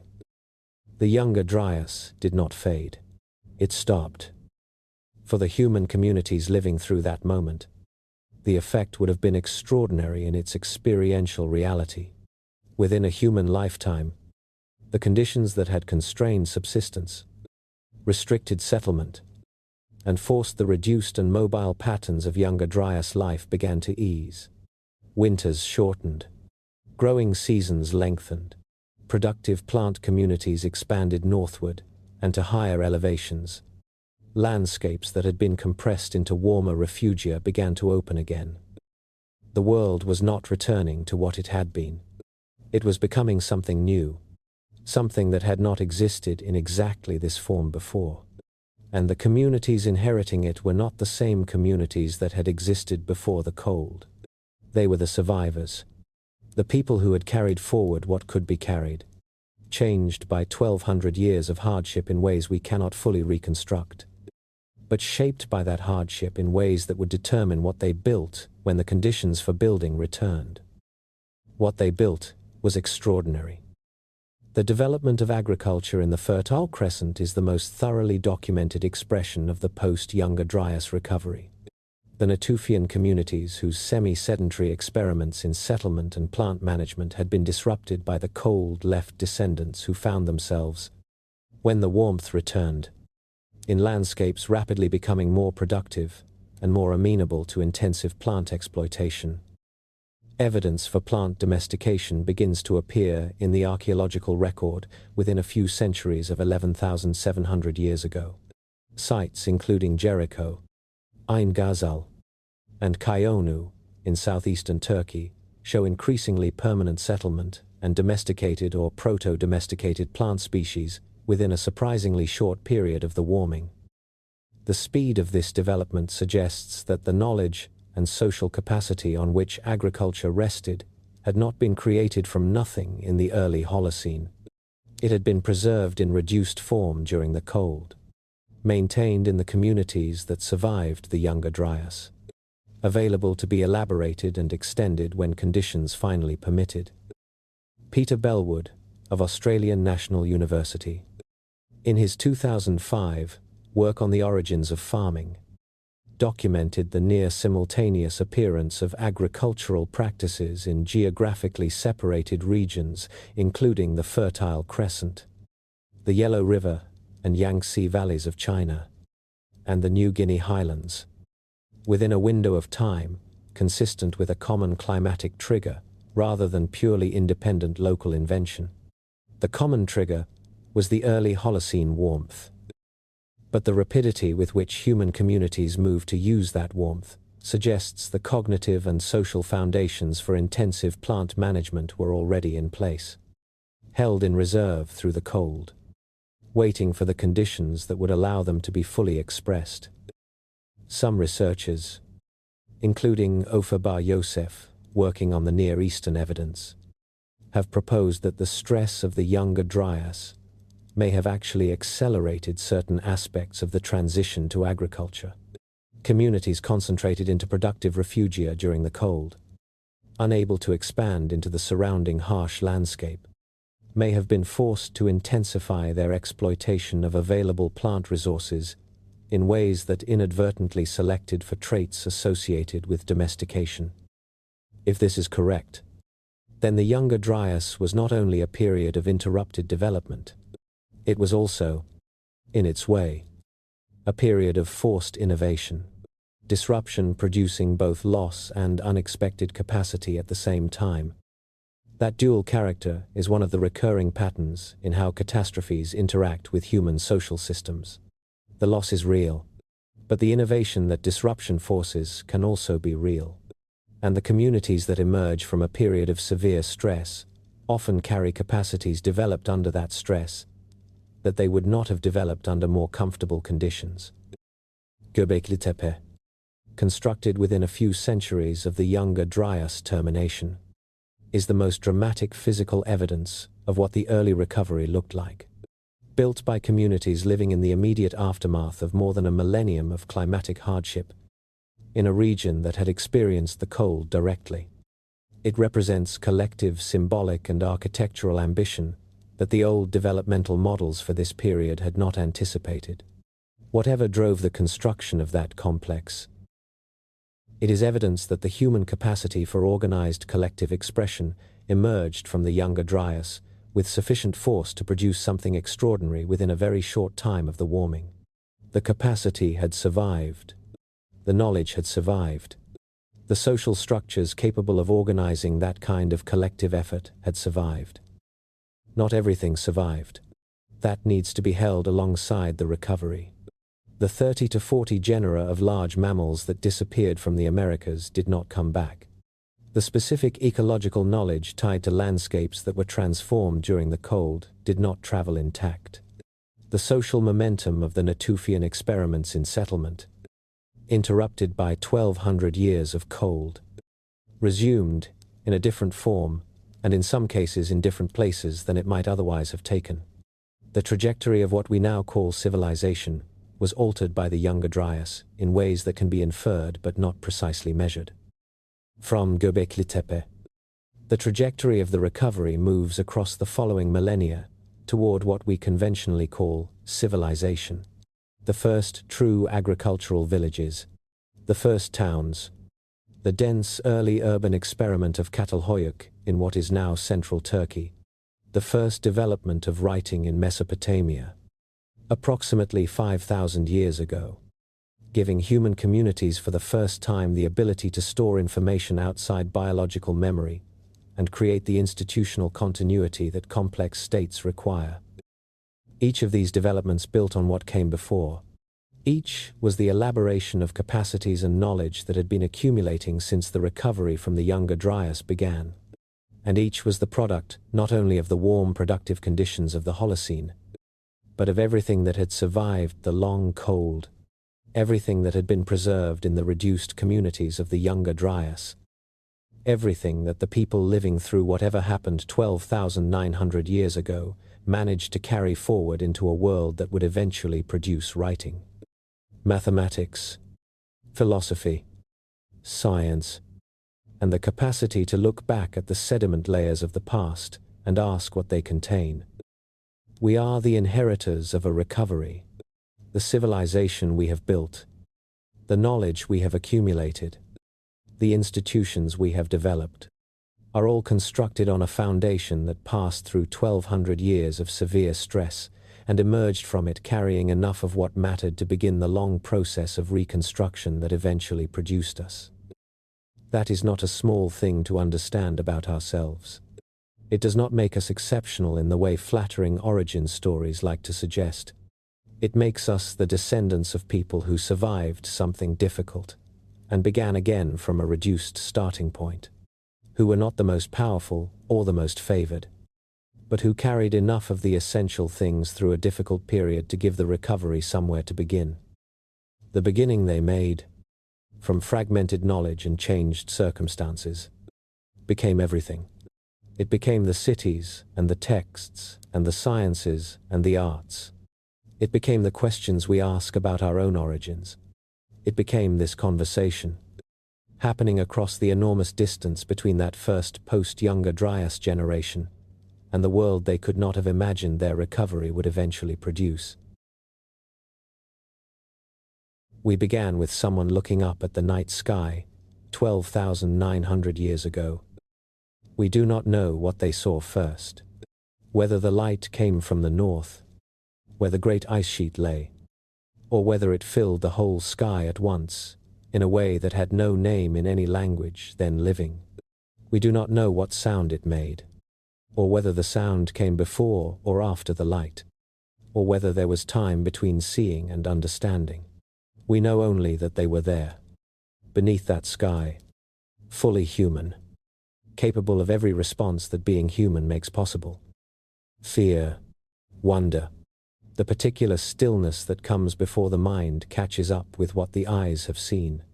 And then the world they had known began to change.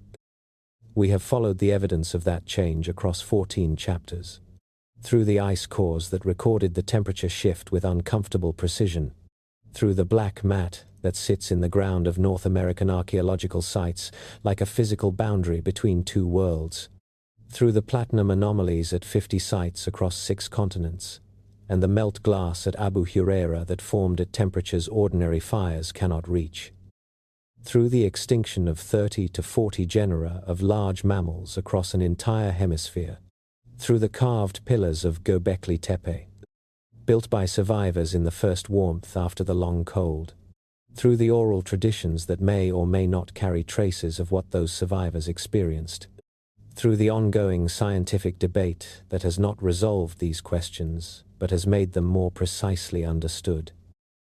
We have not arrived at final answers. That would be dishonest. The Younger Dryas Impact Hypothesis remains, as of this recording, a serious and extensively evidenced scientific proposal that has not been definitively confirmed and has not been definitively refuted. The debate is real. The evidence on both sides is real. The resolution, when it comes, will come through more work and better methods, and the continued accumulation of findings from sediment layers and ice cores and archaeological sites and astrophysical surveys that are still being examined and analyzed by researchers around the world. What we have arrived at is something more useful than premature conclusions, a way of holding the question that does justice to its scale and its genuine uncertainty, an understanding of why the evidence is compelling, an understanding of why the skeptics are not wrong to push back, and an understanding of why the outcome of this debate, when it finally comes, will matter not only for what it tells us about 12,900 years ago, but for what it tells us about the cosmic environment we continue to inhabit. Now let the story come back to where it began.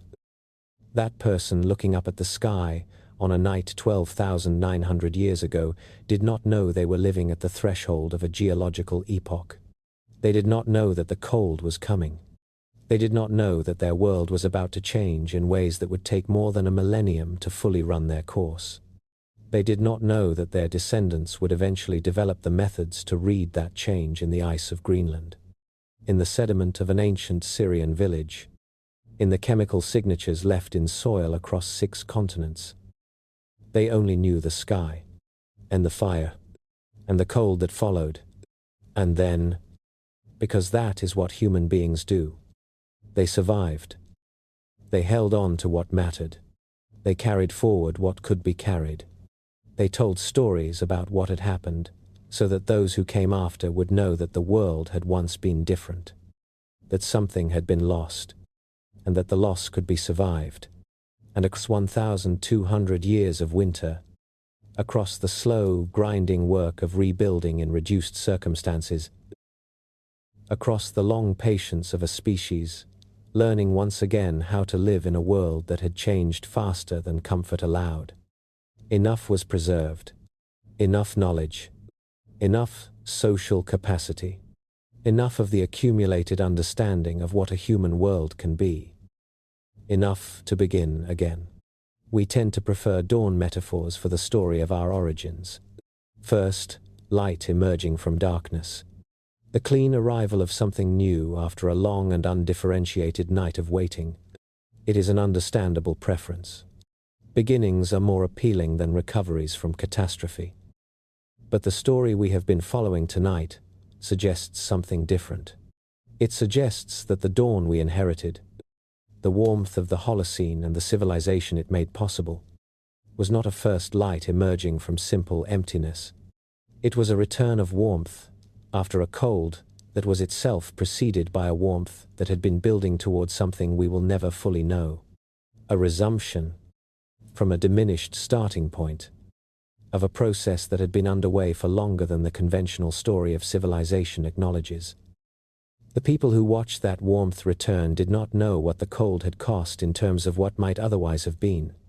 They only knew that the winters were finally shortening, that the seeds they planted were finally reliable, that the hill in southeastern Turkey was finally worth building on, that the world, after 1,200 years of refusing to cooperate, was finally generous again.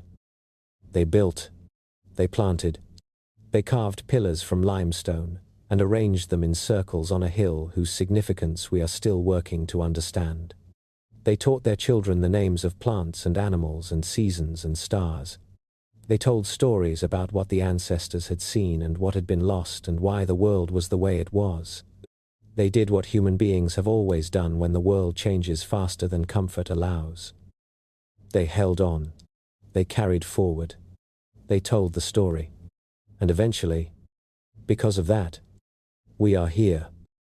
Wherever you are listening from tonight, whatever the hour is in your part of the world, whatever sounds the night has settled into around you, I hope this journey has given you something worth carrying into sleep, not anxiety. Because the story of the Younger Dryas is not finally a story about fragility. It is a story about durability, not false certainty, because the evidence does not support it. And a careful relationship with uncertainty is one of the more honest things we can bring to the large questions.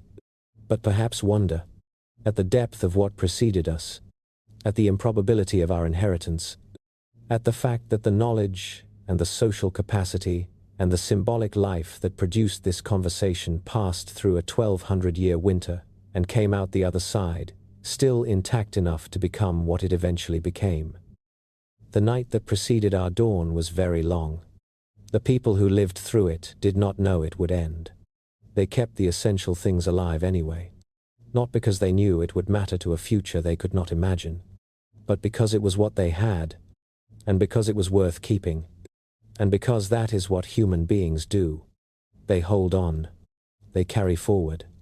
They tell the story. If this quiet journey through one of the deepest questions in the story of our species has given you something tonight, I would be genuinely grateful if you gave this video a like and perhaps subscribe to Forgotten Earth. It helps this small project reach the people who appreciate these kinds of stories told with honesty and care. And if you know someone who finds comfort in slow science and old mysteries handled at a patient pace, sharing this with them would mean a great deal. The next journey on Forgotten Earth will take us somewhere equally deep and equally uncertain, because the questions worth asking are never fully answered. They only lead, carefully and patiently followed, to better ones. For now, rest well. The past will still be there in the morning, quietly unfinished, still holding some of its answers in the dark, and somewhere above you, moving through the night sky as it has for thousands of years, the Taurid stream continues its ancient orbit, patient, unhurried, carrying whatever it carries through the long silence between us and everything that came before. Sleep well, wherever and whenever you are.